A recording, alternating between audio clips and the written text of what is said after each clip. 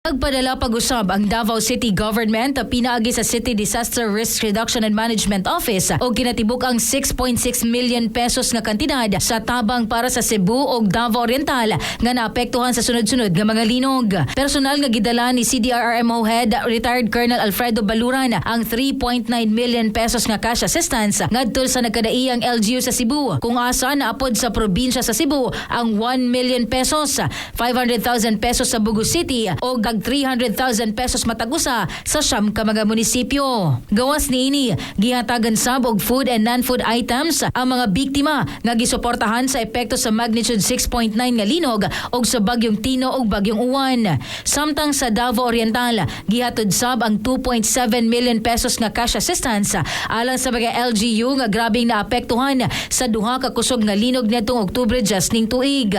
Ang probinsya nakadawat og 1 million pesos, samtang Amati City nakadawat og 500,000 pesos o tag 300,000 pesos kada usa ang upat ka mga munisipyo nga naapektuhan. Sa pikas bahin, padayon gihapon ang pahimangno sa lokal nga pagamhanan sa Davao ngadto sa publiko nga seryosohon gayud ang earthquake og flood drills aron andam sa panahon sa kalamidad og maminaw gilayon sa mga preemptive evacuation advisories.